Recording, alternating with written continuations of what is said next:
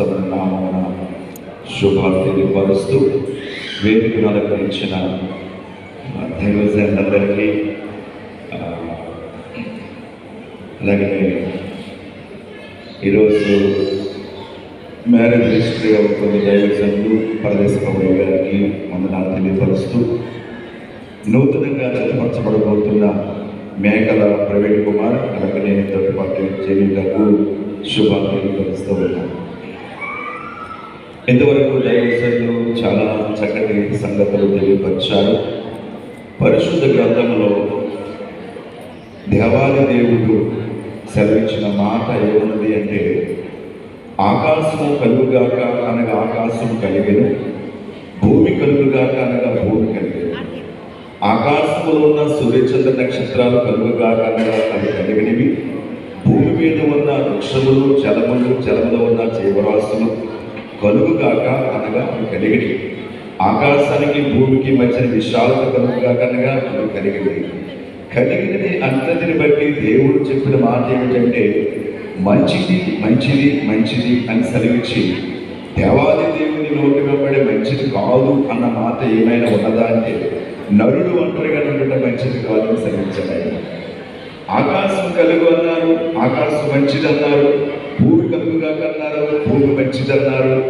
ఆకాశమును భూమిని విశాలతను కలుగుగాక అనగా సమస్తమును కలగజేసిన దేవాది దేవుడు అన్నీ మంచిది మంచిది మంచిది అని సెలవిచ్చిన దేవుడే మంచిది కాదు అన్న మాట ఏమైనా ఉన్నదా అంటే, నరుడు ఒంటరిగా ఉండటం మంచిది కాదు అని సెలవిచ్చి, అలనాడు ఆది కాండంలో అవ్వను ఆదామును జతపరిచిన దేవాది దేవుడు సువార్త పాఠ్య భాగంలో కానాను వివాహంలో ఆయన హాజరైనటువంటి రీతి, అలాగనే ప్రకటన గ్రంథంలో సార్వత్రిక సంఘమంతయు వధువుగా సిద్ధపడితే ఆయన వరుడుగా వచ్చి ఆయన కొనుక్కొని ఉన్నారనే విషయాన్ని ఈ సంఘంతో ముగించారు. కనుక వివాహం అనే విషయంలోనూ ఘనమైనది అనడానికి కారణం ఏమిటి అంటే, సార్వత్రిక సంఘమంతయు వధువుగా సిద్ధపడినప్పుడు వరుడుగా వచ్చి ఆయన కొనుక్కొని ఉన్నారనే విషయాన్ని జ్ఞాపకం చేస్తూ ఈ వివాహ వ్యవస్థకు అంత ప్రాధాన్యతనిచ్చారు.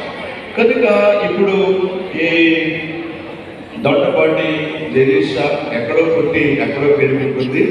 అలాగనే మేకల ప్రవీణ్ కుమార్ కూడా కాతేరు గ్రామంలో పుట్టి పెరిగిన వాడుగా ఉన్నాడు. ఇప్పుడు వీరిరువురి యొక్క భావాలు వేరుగా ఉండొచ్చు, వీరి యొక్క ఆలోచనలు వేరుగా ఉండొచ్చు. ఇప్పుడు వీరిరువురు ఏకాస్తులు అవుతూ ఉన్నారు. ఏకాస్తులు అవుతూ ఇప్పుడు అయ్యగారు ప్రమాణాలు చేయిస్తారు. ఎంతవరకు నిన్ను ప్రేమిస్తాను అని అబ్బాయి అంటే, నా ఒంటిలో రక్తం ఎర్రగా ఉన్నంత వరకు నేను ప్రేమిస్తాను అంటాడు. నువ్వు ఎంతవరకు నువ్వు ప్రేమిస్తావమ్మా అంటే, నా ఒంటిలో ప్రాణం ఉన్నంత వరకు నేను ప్రేమిస్తానని అమ్మాయి ప్రమాణం చేయబోతుంది. వీరిరువురు ప్రమాణం చేసిన తర్వాత వీరిరువురి యొక్క ప్రేమ ఎలాగ కొనసాగింపబడాలి అంటే, జీవితాంతము ఇప్పుడు ఎలాగైతే ప్రేమిస్తున్నారో అలాగనే కడవరకు కొనసాగించాలనే విషయాన్ని జ్ఞాపకం చేస్తూ ఒక చిన్ని ఉదాహరణ నేను తెలియపరచాలని ఆశపడుతూ ఉన్నాను. అబ్బాయి హైదరాబాద్లో ఉద్యోగం చేస్తూ ఉన్నాడు. ఆ అమ్మాయిని కాతేర గ్రామం వచ్చి వివాహం చేసుకున్నాడు. హైదరాబాద్ తీసుకెళ్ళిన తర్వాత అక్కడ ఏం జరిగింది అంటే, వాడు ఒక ఇంట్లో ఉంటున్నారు. అమ్మాయి కూడా అక్కడే ఉద్యోగం చేసుకున్నాడు. అబ్బాయి ఉద్యోగానికి వెళుతున్నప్పుడు ఆ బండి మీద తీసుకుని వెళ్ళి ఆ పక్కనే ఉద్యోగంలో దించి తిరిగి వస్తున్నప్పుడు తీసుకుని వచ్చేస్తూ ఉన్నాడు. వీడు ఎవరిని పట్టించుకోవడం లేదు. వాళ్ళ ఇంట్లో వాళ్ళే చక్కపరుచుకుంటూ ఉన్నారు. ఎవరిని పట్టించుకోవట్లేదు. ఉదయం అవుతుంది, చక్కగా డ్యూటీకి వెళుతున్నారు. ఇద్దరు కలిసి ఇంటికి వస్తూ ఉన్నారు. ఇలాగ జరిగిపోతూ ఉండగా ఎదురుగుండనటువంటి బామ చూచింది. ఎదురుగుండనటువంటి బామ చూచి వీరిరువురు ఎవరి చోటుకి వెళ్ళడం లేదు, అసలు ఎవరిని పట్టించుకోవడం లేదు, మమ్మల్ని కూడా పలకరించడం లేదేంటా అని చెప్పి ఆమె ఆలోచన చేసి, అమ్మాయి వంట చేస్తా ఉంది, అబ్బాయి నీళ్లు తేవడానికి బయటకు వెళ్ళాడు. వస్తూ ఉండగా ఆ బామ్మగారు వచ్చి అబ్బాయి చూస్తూ ఉండగా బామ్మగారు అమ్మాయికి మాట చెప్పింది. ఏమని చెప్పిందంటే, ఈ మాట ఎవరికి చెప్పకే అని చెప్పి వెళ్ళిపోయింది. అని చెప్పి వెళ్ళిపోయిన తర్వాత ఈ అబ్బాయి ఇంట్లో వచ్చాడు గబగబా. గబగబ వచ్చి అడిగాడు భార్యని, ఇదిగో మనము ఇన్ని రోజుల నుంచి ఇంట్లో ప్రారంభం చేస్తున్నాము, ఎంతవరకు ఆ బామ్మగారు మన ఇంటికి రాలేదు, నేను వస్తూ ఉండగా నీతో ఏదో చెప్పింది, ఆ మాట ఏదో చెప్పు అన్నాడు. ఏం చెప్పంటారండి, ఆమె వచ్చింది, వచ్చి రాగానే ఈ మాట ఎవరికి చెప్పొద్దండి అని చెప్పి వెళ్ళిపోయింది అన్నది. అప్పుడు అబ్బాయి కొంచెం మనసులో నొచ్చుకున్నాడు, ఈ మాట ఎవరికి చెప్పొద్దు అంటే నాకు కూడా చెప్పలేని మాట ఇది అని నొచ్చుకున్నాడు. సెలవులు వచ్చినాయి, ఇంటికి తీసుకొచ్చాడు, అమ్మాయిని వాళ్ళ ఇంటికాడ దించేశాడు, అబ్బాయి వాళ్ళ ఇంటికి వెళ్ళిపోయాడు. అత్తగారితో చెప్పాడు, నేను ఈ సెలవులు అయిపోయిన తర్వాత అత్త మీ అమ్మాయిని తీసుకెళ్తాను అని చెప్పి వెళ్ళిపోయాడు. సెలవులు అయిపోయి అబ్బాయి హైదరాబాద్ వెళ్ళిపోయాడు, అమ్మాయిని తీసుకెళ్ళడం లేదు. అత్తగారు ఫోన్ చేసి అల్లుడికి, బాబు సెలవులు అయిపోయి అమ్మాయిని తీసుకెళ్తానన్నా తీసుకెళ్ళలేదేంటి అని అత్తగారు అబ్బాయికి ఫోన్ చేస్తే, అబ్బాయి అన్నాడు, మీ అమ్మాయిని అడగండి అన్నాడు.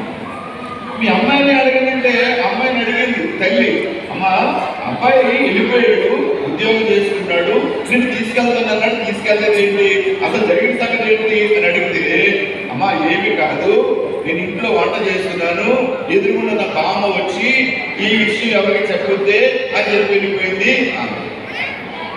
అప్పుడు తల్లి, అమ్మా అల్లుడు గారికైనా చెప్పలేకపోయావు విషయం, నాకన్నా చెప్పమ్మా, నాకన్నా చెప్పు, ఎవరికి చెప్పరాదు అన్న విషయం నాకన్నా చెప్పు అంటుంది తల్లి. ఆ తల్లి అంటే ఈ పాప ఏమంటది, అమ్మా ఏమీ లేదమ్మా, నేను ఆయన డ్యూటీకి వెళ్ళాడు, వచ్చాడు, నీళ్ళు తెస్తున్నాడు, నేను వంట చేస్తున్నాను, చేస్తూ ఉండగా ఎదుర్కొంటున్నటువంటి బామ్మ ఈ సంగతి ఎవరికి చెప్పొద్దే అంది. అప్పుడు తల్లి అంటే, అమ్మా అమ్మా బంగారం లాంటి కాపురంలో వచ్చి పుట్టు పోసుకోకే, నవమాసాలు మోసి కానీ పెంచాను కదా, ఆ సంగతి నాకన్నా చెప్పు, అల్లుడు గారు కాళ్ళు పట్టుకుని బ్రతిమాలుతాను అంట. అమ్మా ఏం చెప్పనమ్మా, ఏం చెప్పను, బామ్మ వచ్చింది, ఈ సంగతి ఎవరికి చెప్పొద్దంది అంతే. ఎవరికైనా చెప్పొద్దన్న సంగతి ఏదో నాకన్నా చెప్పమ్మా అంటుంది. కనుక ఇద్దరు కుటుంబాల మధ్యలో ఎవరైనా వస్తే ఇలాంటి సమస్యలు వస్తాయి. కనుక మీ ఇరువురి జీవితాల్లో ఎవరికి చోటివ్వక ఈ సంసార వైభవ జీవితాన్ని కొనసాగించాలని నేను మిమ్మల్ని ఆశ్రయిస్తూ ఈ మాట ముగిస్తున్నాను. దేవుడు మనం దీవించి ఆశ్రయించునుగా.